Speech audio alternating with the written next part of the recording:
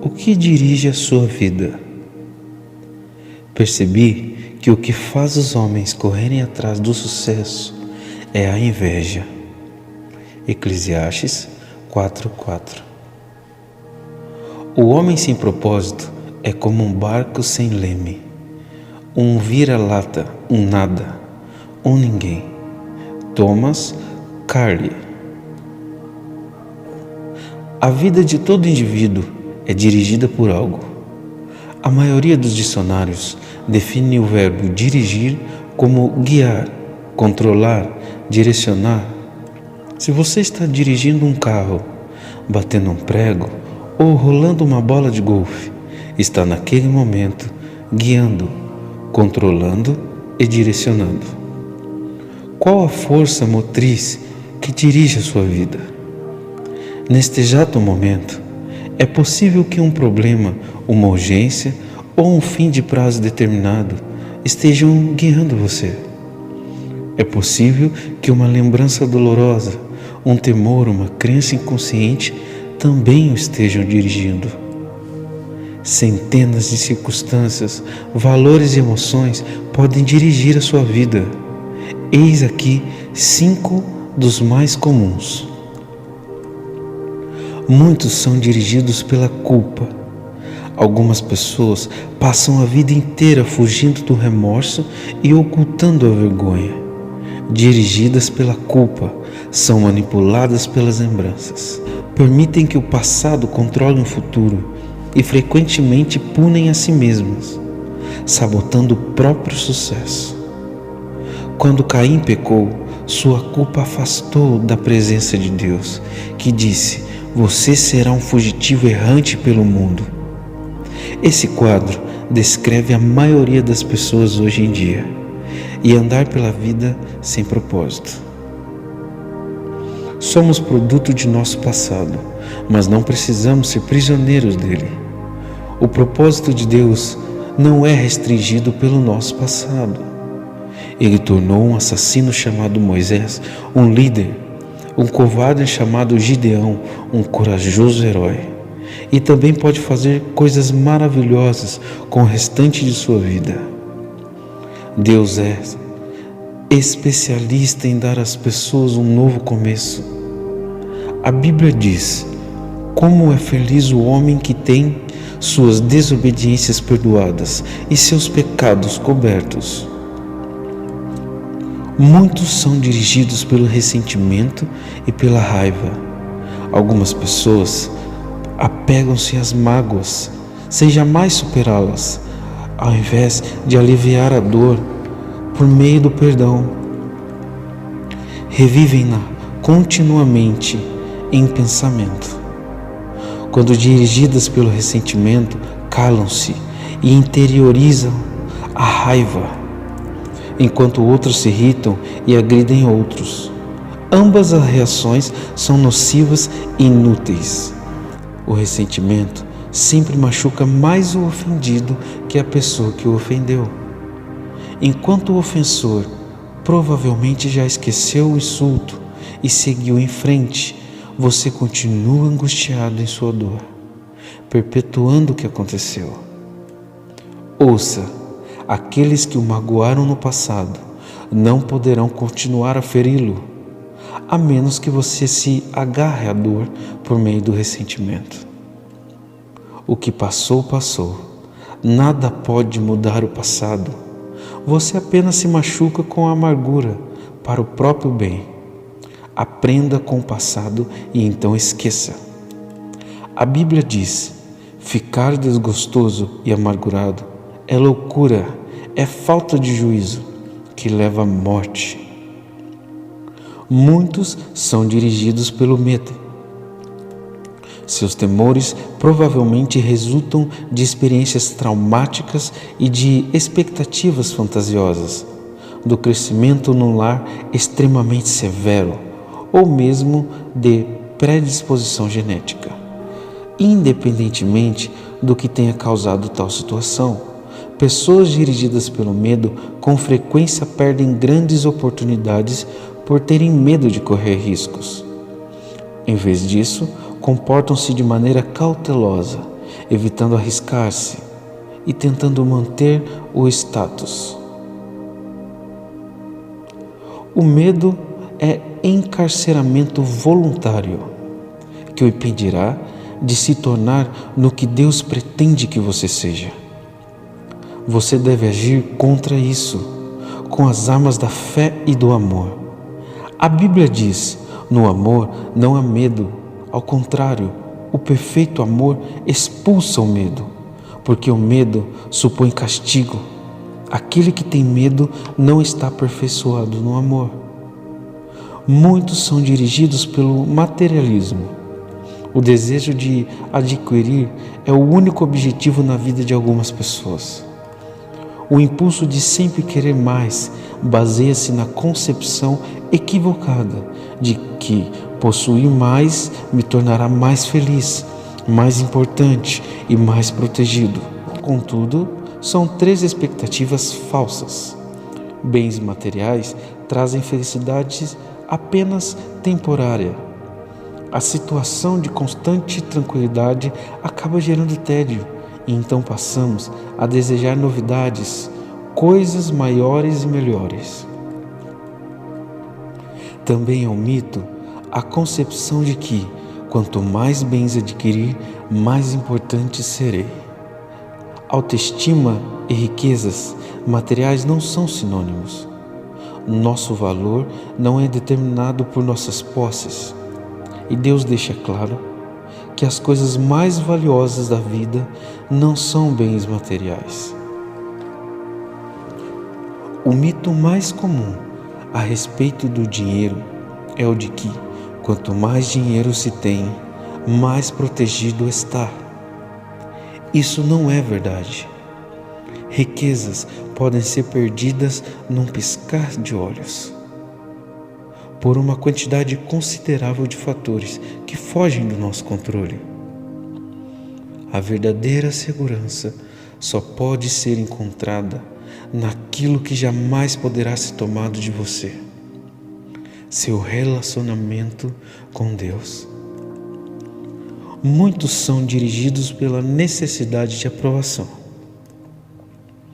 Algumas pessoas permitem que expectativas alheias de pais, esposas, filhos, professores ou amigos controlem sua vida. Muitos adultos ainda tentam ganhar a aprovação de pais que nunca estão satisfeitos. Outros são dirigidos pela pressão social, sempre preocupados com o que os outros podem pensar. Infelizmente, os que seguem a multidão quase sempre acabam perdidos nela. Não conheço todas as chaves do sucesso, mas uma chave para o fracasso é tentar satisfazer a todos. Ser controlado pela opinião dos outros é uma forma segura de jamais atingir os propósitos de Deus para a sua vida. Jesus disse: ninguém pode servir a 2 senhores. Outras influências ainda podem atingir sua vida, mas todas levam ao mesmo impasse: potencial não aproveitado, estresse desnecessário e uma vida não realizada. Esta jornada de 40 dias mostrará como ter uma vida dirigida por propósitos, uma vida guiada e controlada, direcionada pelos propósitos de Deus. Nada é mais importante que conhecer os propósitos de Deus para a sua vida, e nada pode compensar o prejuízo de não conhecê-los. Nem o sucesso, nem as riquezas, nem a fama, nem prazeres. Sem um propósito, a vida não passa de movimento sem sentido, uma atividade sem direção ou uma série de acontecimentos sem motivo. Sem um propósito, a vida é banal, mesquinha e inútil. Nada é mais importante que conhecer os propósitos de Deus para a sua vida, e nada pode compensar o prejuízo de não conhecê-los. As vantagens de uma vida dirigida por propósitos. Há 5 grandes vantagens em se viver uma vida com propósito. Conhecer o propósito de sua vida faz com que ela tenha sentido. Fomos feitos para alcançar algum sentido, algum significado na vida. Por isso, tantas pessoas recorrem a métodos questionáveis, como a astrologia, a psicologia, para descobri-lo. Quando a vida faz sentido, você pode suportar quase tudo. Do contrário, ela se tornará insuportável. Um jovem na casa dos 20 anos escreveu: "Sinto-me um fracassado, pois luto para me tornar algo que nem ao menos sei o que. Tudo o que sei fazer é sobreviver. Se um dia eu descobrir o meu propósito, aí sim começarei a viver." Sem Deus, a vida não tem propósito. Sem um propósito, a vida não faz sentido. E sem um sentido, a vida não tem relevância nem esperança. Na Bíblia, diversas pessoas expressam sua falta de esperança. Isaías queixou-se: "Tenho me afadigado, sem saber meu propósito. Tenho gastado minha força em vão e para nada." Jó disse: "Meus dias são vazios e sem esperança, e detesto a vida, não quero mais viver. Deixa-me em paz, pois a minha vida não vale nada." A maior de todas as tragédias não é a morte, é a falta de propósito na vida. A esperança é tão essencial para a vida quanto o ar e a água. É preciso esperança para lutar. O Dr. Bernie Siegel descobriu que podia prever qual dos pacientes com câncer apresentaria melhoras ao perguntar: "Você quer viver até os 100 anos de idade?" Os que tinham profunda noção de seu propósito de vida respondiam que sim, e eram aqueles com maiores probabilidades de sobrevivência. A esperança é gerada naquele que tem propósitos. Se você tem se sentido sem esperança, não desista. Mudanças maravilhosas acontecerão em sua vida quando você começar a viver com propósitos. Deus diz: "Sei os planos que tenho para você, planos para o bem e não para lhes causar aflição. Eu lhes darei esperança e um futuro promissor." Talvez você esteja com a sensação de estar enfrentando um problema insolúvel, mas a Bíblia diz: Deus é capaz de fazer muito mais do que nós jamais ousaríamos pedir ou mesmo imaginar, infinitamente além de nossas sublimes orações, anseios, pensamentos ou esperanças. Conhecer o seu propósito simplifica a vida. Ele define o que você faz e o que você não faz. O propósito é o padrão pelo qual você avalia suas ações, para saber as que são essenciais e as que não são. Basta perguntar: essa ação me ajudará a cumprir o propósito de Deus para a minha vida? Sem um propósito claro, ficamos sem alicerces para fundamentar as decisões, dividir o tempo e empregar os recursos. A tendência será tomar decisões com base nas circunstâncias, nas pressões do momento ou nas variações de humor. Quem não conhece seu propósito exagera nas atividades, e isso causa estresse, fadiga e conflitos. É impossível fazer tudo que as pessoas querem que você faça. Seu tempo é suficientemente apenas para fazer a vontade de Deus. Se não consegue realizá-las por completo, significa que está tentando fazer mais do que Deus pretendia que fizesse, ou possivelmente está assistindo muito a programas de televisão. Uma vida dirigida por propósitos conduz a um estilo de vida mais simples e a uma agenda mais equilibrada. A Bíblia diz: a vida cheia de ostentação é pretensiosa, é uma vida vazia. A vida despretensiosa é modesta e é uma vida plena. Isso também leva à paz de espírito. Tu, ó Senhor, dá paz e prosperidade às pessoas que têm uma fé firme, às pessoas que confiam em Ti. Conhecer seu propósito ajuda a estabelecer prioridades. Isso faz com que esforços e energias se concentrem no que é importante. Você se torna eficiente ao ser seletivo. Faz parte da natureza humana distrair-se com assuntos de menor importância. Fazemos de nossa vida um jogo. Henry David Thoreau observou que as pessoas vivem num desespero silencioso. Mas hoje, uma melhor descrição seria distração sem objetivos. Muitas pessoas são como giroscópios, rodopiando num ritmo frenético, sem jamais chegar a lugar algum. Sem um propósito definido, você ficará mudando de rumo e emprego, de relacionamento e de igreja, na esperança de que cada mudança seja definitiva ou preencha o vazio em seu coração. Você pensa, talvez seja diferente dessa vez, mas isso não resolve o verdadeiro problema, que é a falta de foco e de propósito. A Bíblia diz: não viva de forma insensata nem alienada. Certifique-se de que você compreende a vontade do Senhor. A capacidade de concentração pode ser verificada na luz. A luz difusa tem impacto e energia reduzidos, mas você pode concentrar o foco. Com uma lente de aumento, os raios do sol podem ser concentrados a um ponto de atear fogo à grama ou a um pedaço de papel.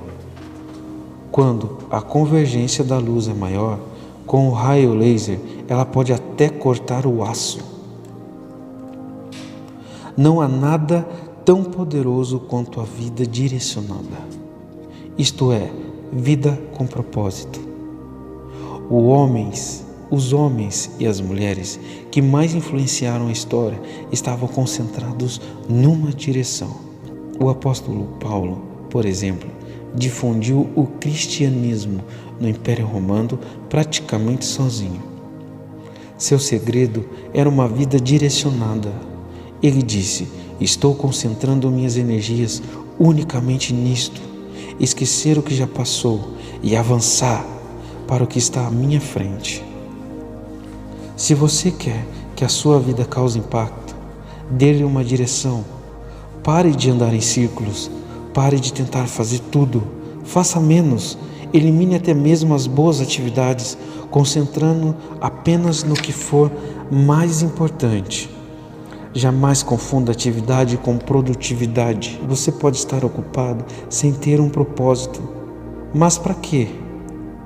Paulo disse: aquele que de nós que almejam tudo que Deus tem para nós, permaneçam concentrados nesse algo. Conhecer o seu propósito traz motivação. O propósito sempre produz entusiasmo. Nada mais estimulante que um propósito claro. No entanto, a paixão se esvai quando falta propósito. Até mesmo levantar-se da cama se torna um fardo. Normalmente, o trabalho sem sentido que nos esgota, consome nossa força e nos rouba o prazer, e não o excesso de trabalho. George Bernard Shaw escreveu: esta é a verdadeira alegria da vida, ser usado para um propósito reconhecido por você mesmo como grandioso, ser uma força da natureza, em vez de um amontoado constante e egoísta de ressentimentos e lamentações, sempre reclamando que o mundo não se esforça para torná-lo feliz. Conhecer seu propósito irá prepará-lo para a eternidade. Muita gente passa a vida tentando criar um legado. Tais pessoas querem ser lembradas depois que partirem. Entretanto, O que em última análise mais importa não é o que os outros dizem sobre sua vida, mas o que Deus diz. O que as pessoas não percebem é que todas as realizações acabam sendo superadas. Recordes são quebrados, reputações não subsistem e homenagens são esquecidas. Na faculdade, a meta de James Dobson era ser o campeão de tênis da instituição. Ele sentiu-se orgulhoso quando viu sua taça exposta num local de destaque na sala de troféus da faculdade. Anos mais tarde, alguém lhe enviou o troféu pelo correio. Eles o haviam achado numa lata de lixo durante uma reforma na escola. James disse: "Um dia, todos os troféus serão jogados no lixo por alguém." Viver para criar um legado é um objetivo sem perspectiva. Uma utilização mais sábia do tempo é construir um legado eterno. Você não foi posto nesse mundo para ser lembrado. Você foi colocado aqui a fim de se preparar para a eternidade. Chegará o dia em que você estará diante de Deus e Ele fará uma auditoria em sua vida, um exame final, antes que você ingresse na eternidade.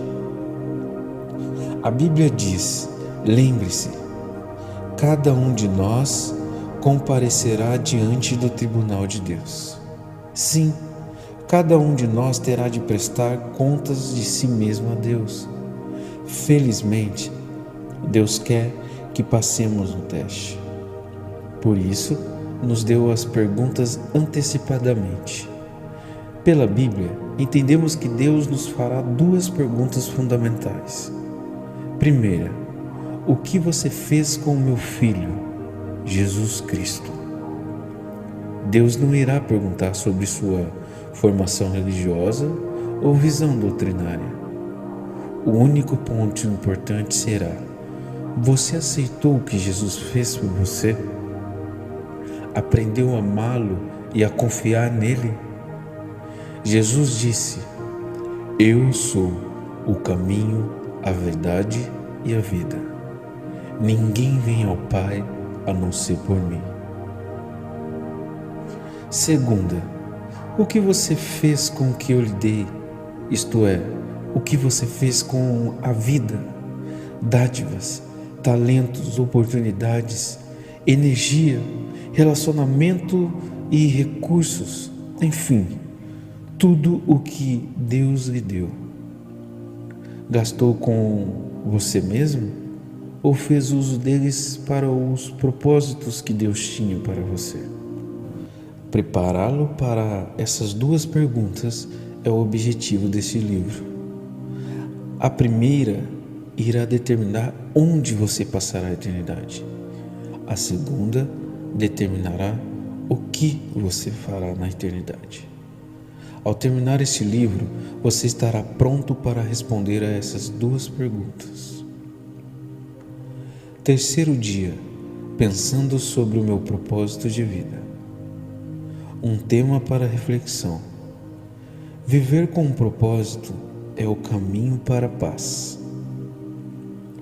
Um versículo para memorizar. Tu, ó Senhor, dás paz e prosperidade às pessoas que têm uma fé firme, às pessoas que confiam em Ti.